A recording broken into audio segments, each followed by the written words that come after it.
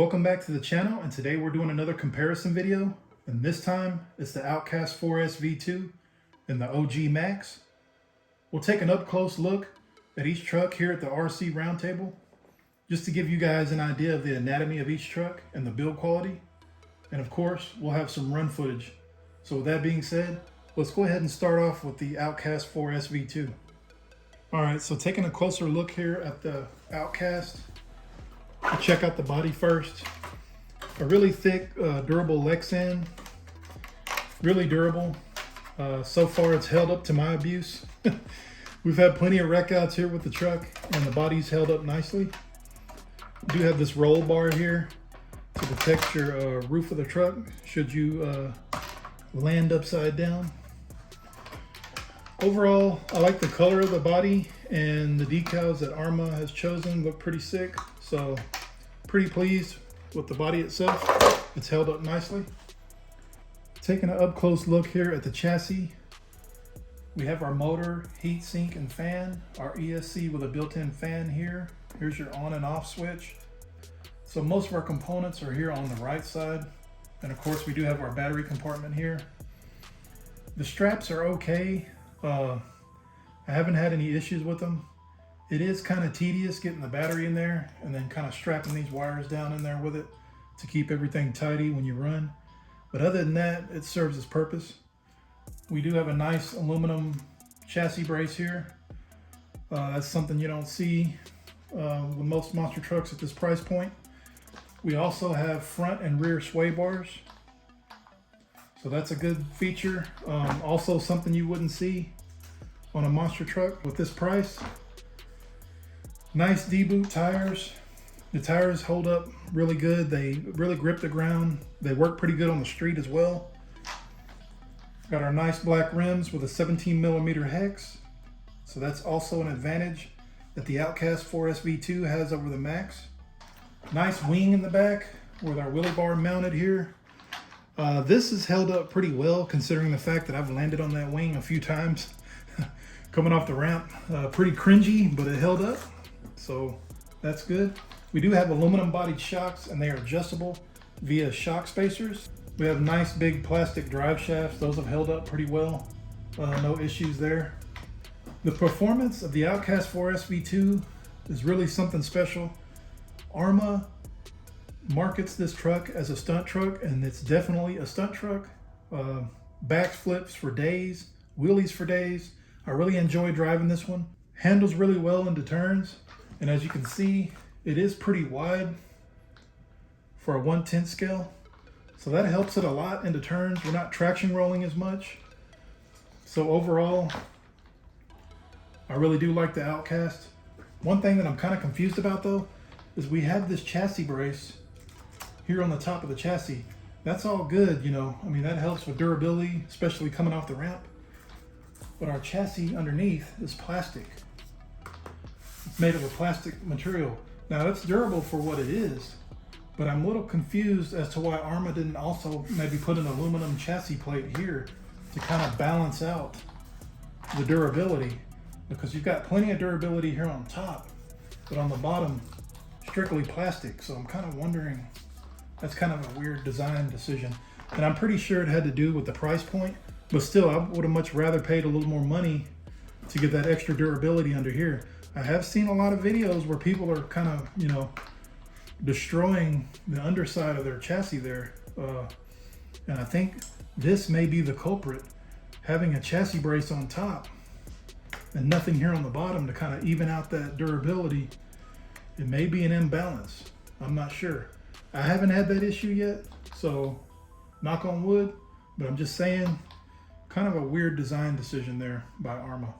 Overall though, the Outcast is very durable. It's really fast for a monster truck. I think on one of our speed runs, we hit 51 miles an hour. We could probably hit more. Speeds may vary depending on terrain, the battery you're using, you know, your individual skills. But for us, we hit 51 miles an hour, and that's plenty enough speed for what we want to use this truck for. So I'm happy with that. It performs well, handles really well into turns and on the street, and especially off the ramp. So next up, let's take a look at the Maxx and see some of the differences between these two trucks. If you like what we do here on the channel, be sure to subscribe and hit the bell so you don't miss out on any new content. All right, so next up, we're taking a look at the OG Maxx. This is the original. Even though we've done some modifications here to the Maxx, it still runs great in my opinion, stock. I mean, you're gonna get some traction rolling with most monster trucks. That's just the nature of the beast. But I really do enjoy the original Maxx as well, and I run this truck all the time. So let's go ahead and take a look at the body of the Maxx. And Traxxas has implemented their easy to mount body system. You just undo this clip here and pull it out. This is one advantage I think that the Maxx has over the Outcast. It's just so easy to take the body on and off like this with this mounting system. And of course you have these inside parts here to kind of reinforce the body as well. You also have the top skid plate. This has saved me a lot, as you can see. Pretty damaged here. We have flipped it upside down on the street, and this has really protected the roof of the body, having this skid plate. Me personally, I think this system works a whole lot better than the old school, body clips, but that's just me. I like ease of use and overall durability, and this is very easy to use.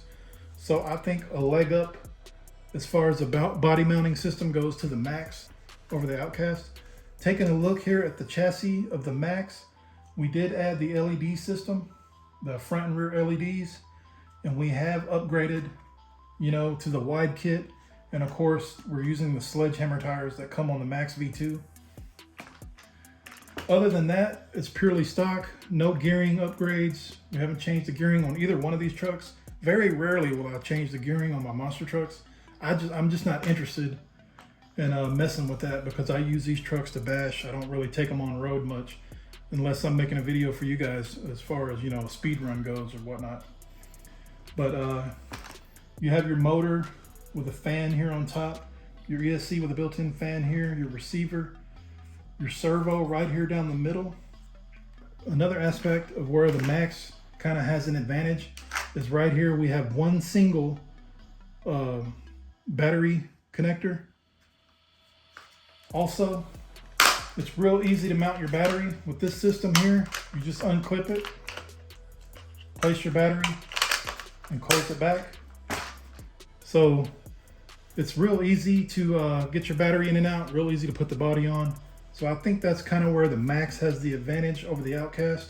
Like I said before, we did change the stock tires to the sledgehammers. These are the tires that go stock with the Maxx V2. These are just a whole lot better in my opinion. They grip the terrain better.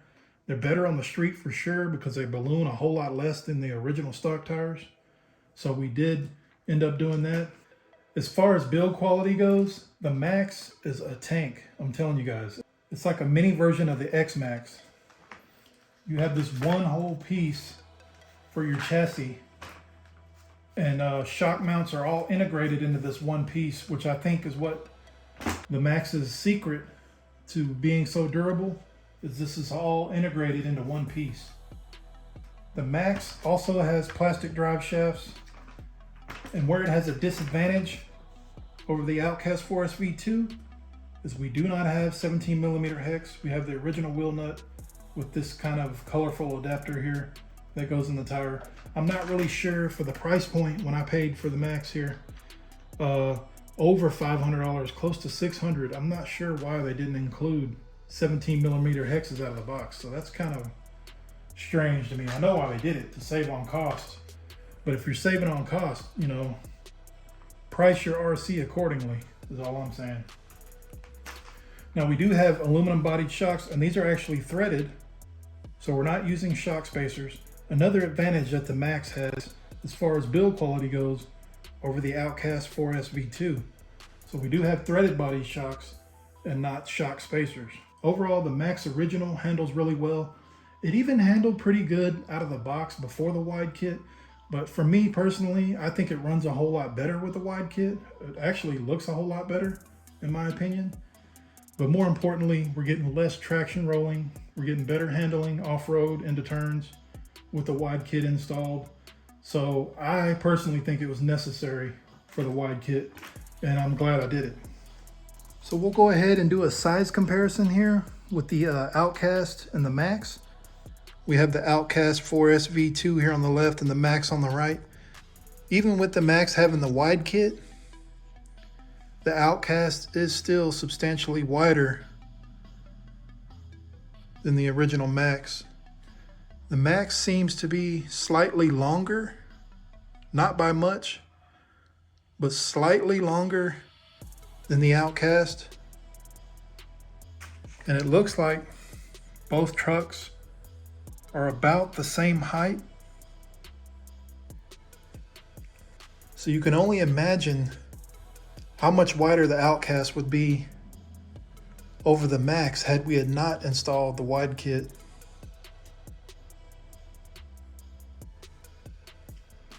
The battery I use for the Outcast is a Spectrum Smart battery. It's a 4S 5000 100C.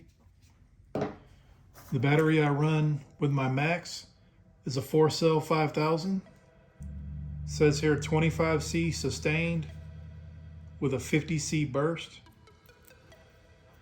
So those are the batteries that I run in these two trucks. All right, just to sum up, both trucks are awesome in their own way. Both trucks have advantages and disadvantages, as we've seen today in this video. The Arrma Outcast lives up to the hype, lives up to its name. It is definitely a stunt truck and is quickly becoming one of my favorites. I really like it a lot. Performs well on the ramp. Backflips for days, wheelies for days. Very, very durable. The Outcast, we've wrecked it out plenty of times off the ramp. It's still holding on and still going strong. We haven't broken any parts yet running this truck. The Maxx, same thing. It's an excellent truck. It was one of my favorite 1/10 scale trucks of all time. I still like it a lot. I still run it all the time. It's very durable as well. Wheelies for days, backflips for days. Both of these trucks are fast out of the box. We're talking 50 plus miles an hour out of the box. That's plenty fast for a monster truck. So you really can't go wrong with either one. I hope you guys enjoyed this video. I enjoyed making it. That's all I got for this one, and I'll see you next time. Later.